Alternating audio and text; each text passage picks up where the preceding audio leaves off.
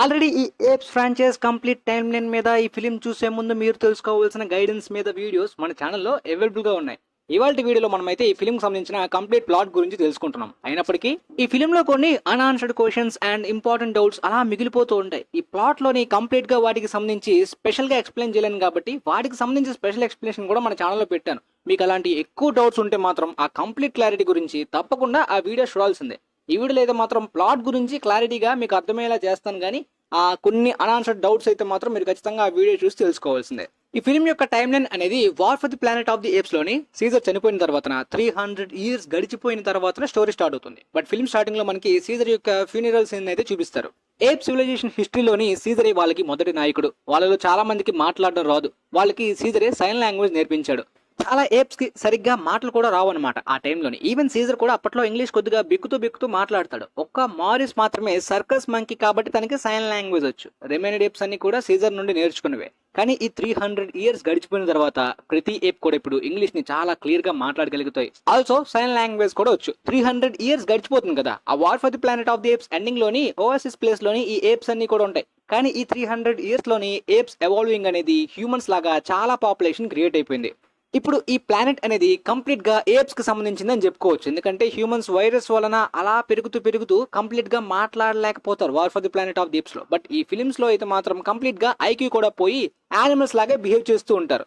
Old apes films లో అయితే మాత్రం ఆ హ్యూమన్స్ ని జూలో కూడా పెడుతూ ఉంటారు. ఈ ఫిల్మ్ లో వాటిని చూపిస్తారు అనుకున్నాను కానీ చూపించలే. ఓల్డ్ ఏప్స్ ఫిల్మ్స్ లో అయితే మాత్రం ఈ ఏప్స్ అలా ఎవాల్వ్ అవుతూ డాక్టర్స్ వస్తారు, సైంటిస్టులు వస్తారు, వాళ్ళకంటూ స్కూల్స్ వచ్చేస్తే కంప్లీట్ గా హ్యూమన్స్ ఒక యానిమల్స్ లాగా ట్రీట్ చేయబడతారు జూలోని. బట్ వీళ్ళు ఇంకా అంత ఎవాల్వ్ అవ్వనట్టు ఇంకా మిడిల్ స్టేజ్ లోనే ఉన్నట్టు చూపించారనమాట. అంటే కొంతమంది హ్యూమన్స్ స్టిల్ మాట్లాడగలుగుతారు మంచిగా, అంటే ఒకప్పట్లానే హ్యూమన్స్ లాగా ఆలోచించగలుగుతుంటారు. వాళ్ళకి ఎలాంటి వైరస్ ఎఫెక్ట్ ఇంతవరకు జరగలేదు ఇన్ని సంవత్సరాలు గడిచిపోయిన తర్వాత. అదే మెయిన్ సర్ప్రైజింగ్ ఈ ఫిల్మ్ స్టోరీలో ఇంకా కంటిన్యూ అవుతుంది దాంట్లో. అండ్ హ్యూమన్స్ కి సంబంధించిన కంప్లీట్ టెక్నాలజీ ఇంకా ఏప్స్ ఓన్ చేసుకోలేదు. 90% ఈ ప్లానెట్ ఇప్పుడు వాళ్ళదే, కానీ ఈ మిగిలిన 10% ఇంకా వాళ్ళు సొంతం చేసుకోలేదు. అలాంటి వరల్డ్ బిల్డింగ్ సెటప్ తోటి స్టోరీ స్టార్ట్ అవుతుంది. మీకు ఇప్పుడు కంప్లీట్ గా వరల్డ్ బిల్డింగ్ అర్థమైంది అనుకుంటా. ఇంకొక మెయిన్ పాయింట్, ఇప్పుడు ప్రపంచం అంతా 90% ఏప్స్ అంటే ప్రతి కంట్రీలో ఉన్న ఏప్స్ కూడా అలానే ఎవాల్వ్ అవుతుంటాయి అనమాట.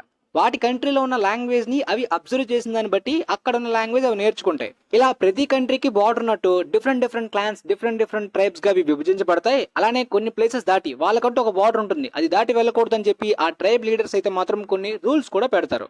అయితే ఈ ఫిల్మ్ స్టోరీ అంతా కూడా eagle clan and coastal clan ఈ రెండు ట్రైబ్స్ చుట్టూ తిరుగుతూ ఉంటుంది. ఈగల్ క్లాన్ మన హీరో నోవాది. వీళ్ళకంటూ డిఫరెంట్ కల్చర్ ఉంటుందన్నమాట. అతని అప్కమింగ్ ఏజ్ సెరమోనీకి సంబంధించి ఈగల్ యొక్క ఎగ్స్ కోసం అయితే మాత్రం ఈ ఫిలిం లో మెయిన్ హీరో నోవా, దాంతో పాటు తన గర్ల్ ఫ్రెండ్ అయిన సోనా, దాంతో పాటు తన బెస్ట్ ఫ్రెండ్ అయిన అనయ, వీళ్ళ ముగ్గురు కలిసి వెళ్తారనమాట ఈ ఈగల్ ఎగ్స్ గురించి. యాక్చువల్ గా వీళ్ళ రూల్ ప్రకారం ఈ ఈగల్ క్లాన్ లో ప్రతి ఒక్కరికి ఒక ఈగల్ ఉండాలి. అందువల్లనే వీళ్ళే ఆ గుడ్లను తీసుకొచ్చి వీళ్ళ దగ్గర పెంచుకుంటారు, అవి కంప్లీట్ గా ఈగల్ గా అయ్యే వరకు. ఎందుకంటే ఆ ఈగల్స్ తో వీళ్ళు వేటకు వెళ్లి చేపలు తెచ్చుకుంటారు అనమాట. ఇది వీళ్ళ జీవన విధానం, వీళ్ళ కల్చర్ యొక్క రూల్స్, ఆచారాలు. అయితే వీళ్ళు వెళ్ళిన నెక్స్ట్ దగ్గర 3 eggs ఉంటాయి. ముగ్గురు వచ్చారు కదా, ముగ్గురు ఆ ఎగ్స్ ని తీసుకోకూడదు అనమాట. ఒక ఎగ్ అయితే మాత్రం ఉంచాలి, అదొక రూల్ అనమాట. అలానే వీళ్ళకంటూ బోర్డర్ ఉంటుంది కదా, ఆ బార్డర్ లోపే వీళ్ళు ఎగ్స్ ని సేకరించాలి. సో అనయ అండ్ సోనాలు కలిసి 2 eggs తీసుకుంటారు. అయితే మన నోవా ఆ పైన ఉన్న ఎగ్ ని తీసుకోవడానికి పెద్ద సాహసమే చేస్తాడు. మొత్తానికి అంత సాహసం చేసి ఎగ్ ని అయితే మాత్రం ఇంటికి తీసుకువెళ్తాడు. అయితే వాళ్ళ ఫాదర్ ని మదర్ ని మీట్ అవుతాడు. వాళ్ళ ఫాదర్ అయితే రేపు జరగబోయే సెరమోనీ తర్వాత ఒక సీక్రెట్ ని నువ్వు నేర్చుకోవాల్సింది, నేను నేర్పించాల్సింది చాలా ఉంది అని చెప్తాడు. కానీ వీళ్ళు ఆ ఎగ్స్ ని తీసుకురావడానికి వెళ్ళిన దగ్గరలో అయితే మాత్రం ఒక క్లాత్ దొరుకుతుంది అనమాట. ఆ క్లాత్ ని వాళ్ళ నాన్నకి ఇస్తాడు. ఇది హ్యూమన్స్ కి సంబంధించింది అని చెప్పి వాళ్ళు డిస్కస్ చేస్తారు. నువ్వు ఆ బార్డర్ దాటి వెళ్ళలేదు కదా అని చెప్పి కూడా అనుమానిస్తారు. ఆ నైట్ అయితే మాత్రం ఈ నోవాని ఫాలో అవుతూ వాళ్ళ క్లాన్ దగ్గరికి ఒక హ్యూమన్ అయితే వచ్చేస్తుంది సీక్రెట్ గా. అయితే నోవా చూసేస్తాడు. తన నుండి తప్పించుకోవడానికి అనుకోకుండా ఒక యాక్సిడెంటల్ గా తన ఎగ్ అయితే మాత్రం బద్దలైపోతుంది హ్యూమన్ ఎస్కేప్ అయ్యే టైంలోనే. మొత్తానికి నోవా అయితే మాత్రం ఇంకొక ఎగ్ ని ఎలా అయినా రేపు సెరమోనీ కల్లా సంపాదించాలని చెప్పి నైట్ టైమే వెళ్తాడు ఒంటరిగా.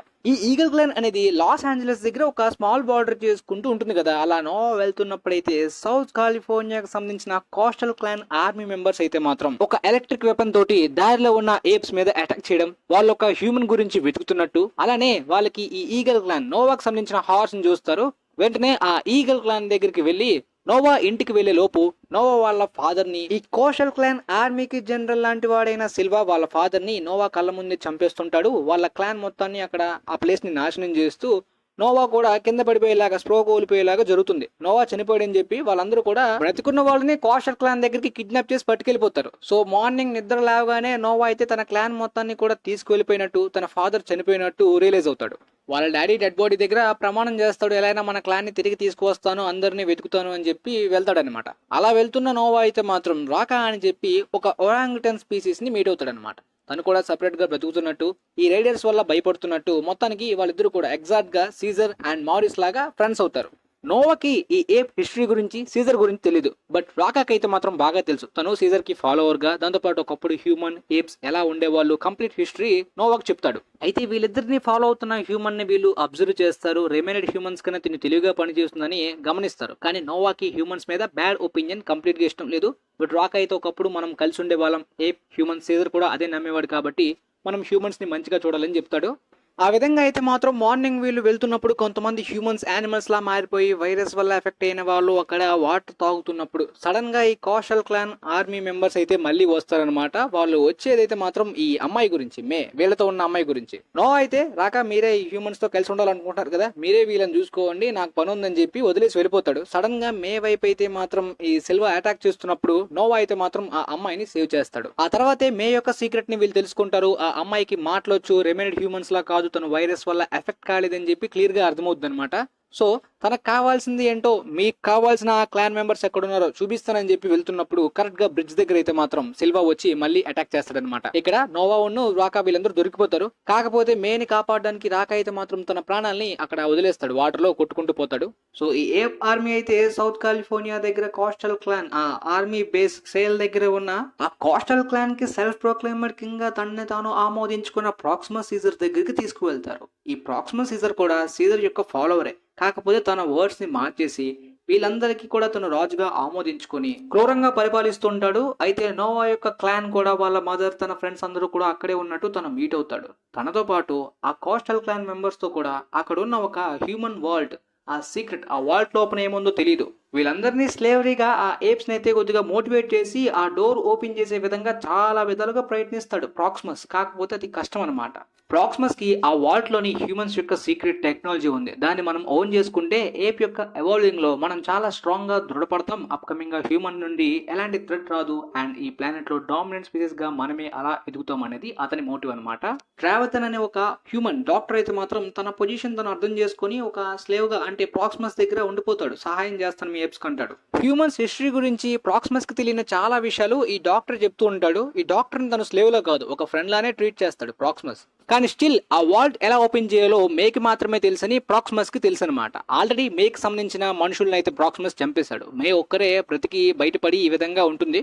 తనకైతే హ్యూమన్ టెక్నాలజీ కంప్లీట్ గా ఏప్స్ చేతిలో వెళ్ళడం ఇష్టం లేదు. ఈ ఎర్త్ ని కంప్లీట్ గా ఏప్స్ డామినెంట్ స్పీసెస్ గా ఎదగడం కూడా తనకి ఇష్టం లేదు. తనకంటూ హ్యూమానిటీ ఎవాల్వ్ అవ్వాలనే ఒపీనియన్ ఉంటుంది. ఏప్స్ మీద కొంతవరకు బ్యాడ్ ఒపీనియన్ కూడా ఉంటుంది. అయితే నోవాకి ప్రాక్సిమస్ యొక్క క్రూరమైన పరిపాలన అస్సలు ఇష్టం లేదనమాట. తన క్లాన్ అంతా కూడా ఇక్కడ స్లేవ్స్ లాగా తను చెప్పింది వినడం అనేది. అయితే తను మే తోటి ఒక ఒప్పందాన్ని కుదుర్చుకుంటాడు. మే అయితే వరల్డ్ లోకి ఎలా వెళ్ళాలో నాకు తెలుసు, నాకు కావాల్సిన ఒక బుక్ మీరు హెల్ప్ చేస్తే మీకు నేను హెల్ప్ చేస్తా అంటది. ఆ బుక్ తోటి మాటలు రాని హ్యూమన్స్ కి మాటలు వచ్చేలాగా చేయొచ్చు అని చెప్పి తనైతే మాత్రం ఒక అబద్ధం చెప్తుంది. అలా వెళ్తున్నప్పుడు వీళ్ళకి ట్రావెతన్, ఆ హ్యూమన్ అయితే అడ్డుపడతాడు, తనని చంపేస్తుంది మొత్తానికి మే. నోవాతో పాటు సోనా అండ్ అనయాలు కూడా వస్తారనమాట. అయితే ఇక్కడ హ్యూమన్స్ కి హ్యూమన్ చంపుకోవడం ఏంటి, మే మీద వాళ్ళకి కూడా కంప్లీట్ నమ్మకం లేదు. ఏదో సర్వైవల్ గురించి ఒక అగ్రిమెంట్ కుదిరించుకున్నారు అంతే. చుట్టూ సీక్రెట్ గా ఎక్స్ప్లోజివ్స్ ని సెట్ చేసి పెట్టుకుని ఆ వాల్డ్ లోకి వెళ్ళడానికి సీక్రెట్ రూట్ అయితే మే వీళ్ళకి తీసుకువెళ్తుంది అనమాట. అలా లోపలికి వెళ్ళిన వీళ్ళు హ్యూమన్స్ కి సంబంధించిన పెద్ద పెద్ద వెపన్స్ అండ్ చాలా సీక్రెట్స్ చూస్తూ ఒక బుక్ ని చూస్తారు. అందులోని జూలో అయితే ఏప్స్ ఏ విధంగా ఉండేవి, హ్యూమన్స్ డామినెంట్ స్పీసెస్ గా ఉండేప్పుడు ఏ విధంగా ఉన్నాయి, ఇలాంటి కొన్ని రహస్యాలు తెలుసుకుంటారు.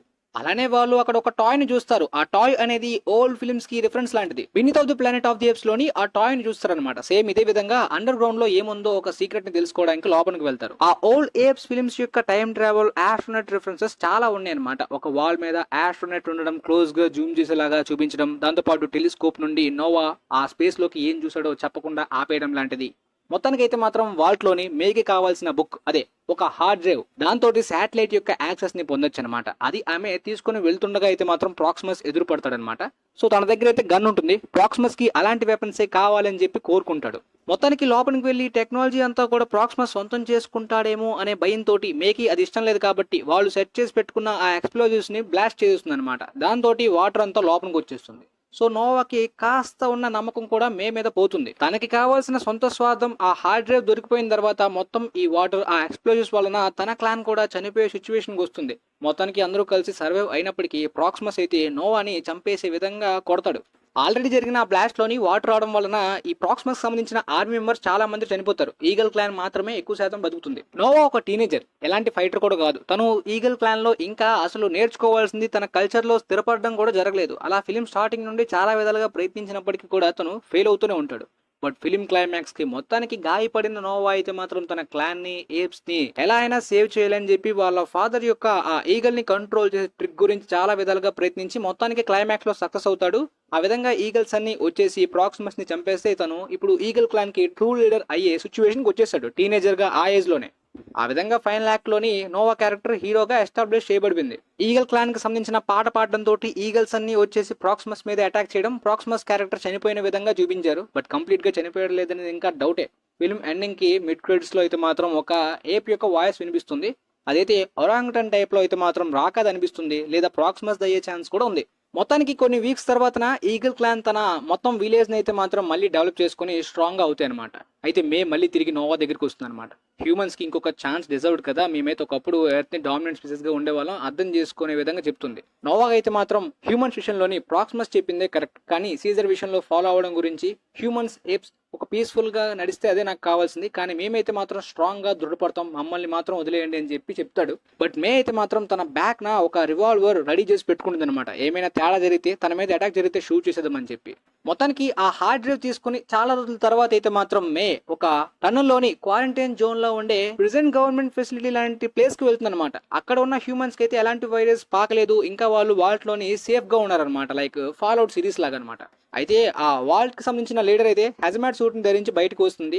మే దగ్గర ఉన్న హార్డ్ డ్రైవ్ ని తీసుకుంటుంది. అయితే ఈ వాల్ట్ లో ఉన్న హ్యూమన్స్ కి ఏప్స్ అంటే ఇష్టం లేదా ఏప్స్ ని చంపాలని చూస్తున్నారా, వాళ్ళ సీక్రెట్ ఏంటో క్లారిటీగా తెలియదు. కానీ ఆ శాటిలైట్ ద్వారా అయితే మాత్రం ఆ శాటిలైట్ యాక్సెస్ పొందిన తర్వాత ఫోర్ట్ వెయిన్ ఇండియానా నుండి రెస్పాన్స్ వస్తుంది, మేము వస్తున్నామని చెప్పి హెల్ప్ దొరుకుతుంది అనమాట. అయితే ఆ ఫోర్ట్ వెయిన్ ఇండియానా రిఫరెన్స్ కూడా మనకైతే 1968 యొక్క ఒరిజినల్ ఏప్స్ ఫిల్మ్స్ లోని జార్జ్ టేలర్ ఆస్ట్రోనాట్ యొక్క రిఫరెన్సే. ఇలా చాలా రిఫరెన్సెస్ ఉన్నప్పటికీ కంప్లీట్ గా టైం ట్రావెల్ అయితే ఓల్డ్ ఫిల్మ్స్ లాగా ఇన్వాల్వ్ చేయలేదు. బట్ ఫిల్మ్ క్లైమాక్స్ లో అయితే మాత్రం నోవా తన గర్ల్ ఫ్రెండ్ అయిన సోనాని ఆ టెలిస్కోప్ దగ్గరకు తీసుకువెళ్లి వాళ్ళు స్పేస్ లో ఏం చూశారో అనే డౌట్ తోటే ఆపేశారు. చాలా వరకు ఆస్ట్రోనాట్ రిఫరెన్సెస్ కూడా ఉన్నాయి. అలానే మే కూడా ఇంతకు ముందు చూసింది.